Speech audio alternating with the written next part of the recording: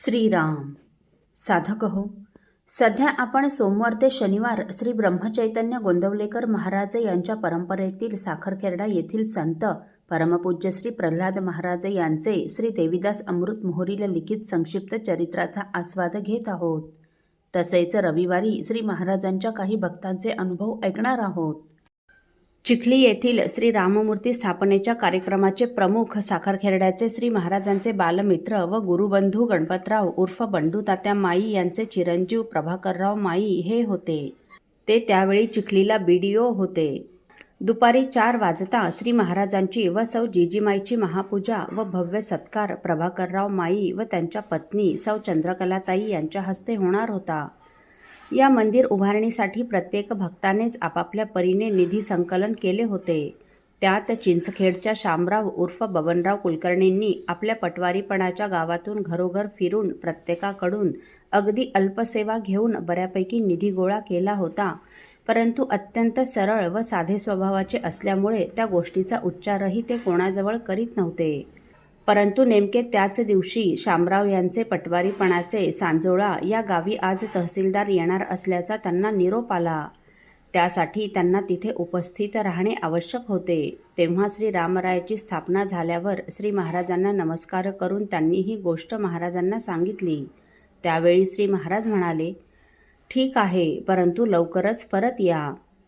श्री रामरायाचे दर्शन घेऊन ते गावी जाण्यास निघाले. तेव्हा ते मनात विचार करू लागले की आपलं नशीब पहा, आज एवढा मोठा सोहळा, महदानंदाचा दिवस आणि आजच नेमका तहसीलदाराचा दौरा आपल्या गावी असावा.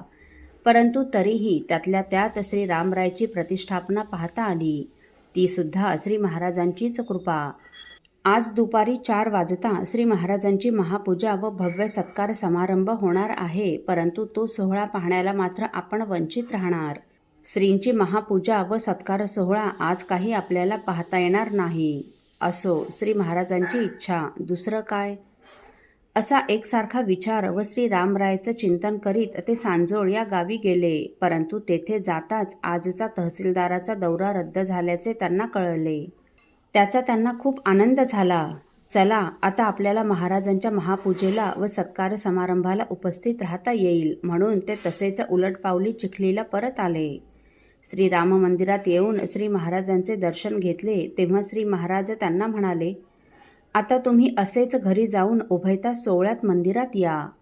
त्यावेळी तिथे महाराजांच्या जवळ उभ्या असलेल्या भक्तांना श्री महाराज त्या उभयतांना सोवळे नेसून मंदिरात का बोलावतात हे कळले नाही. श्री महाराजांच्या आज्ञेप्रमाणे घरी जाऊन ते लगेच उभयता सोहळ्यात मंदिरात आले. मंदिरातील बहुतेक सर्व मंडळींचा भोजन प्रसाद घेऊन झाला होता, परंतु आमचे शामराव काका मात्र सकाळपासून अगदी कळकळ उपाशी होते. त्यांनी भोजन प्रसाद घेतला नसल्यामुळे त्यांच्या पत्नीनेही भोजन प्रसाद घेतला नव्हता. त्यात गावी जाण्याची पायपीट आणि मनात सारखा श्री सद्गुरू रामरायाचा ध्यास आणि त्यातही श्री महाराजांची महापूजा व सत्कार समारंभापर्यंत मंदिरात येण्याची धडपड. श्री महाराज तर सर्वांतर्यामी, त्यांनी मनोमन हे सर्व ओळखलं होतं आणि म्हणूनच त्या उभयतांना सोहळ्यात बोलावून घेतलं होतं.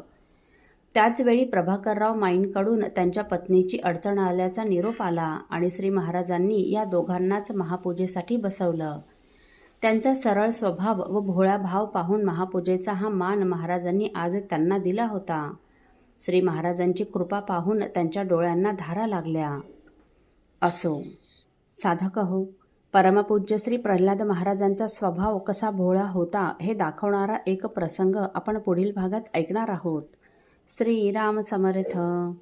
आपल्यातील कोणा श्रींच्या भक्तांना श्रींचे काही अनुभव आले असतील तर कृपया आपण मला ते 9422843253 अथवा सुनील दादांच्या 9892608401 या व्हॉट्सअप नंबरवर कळवावेत अशी नम्र विनंती. श्रीराम समर्थ.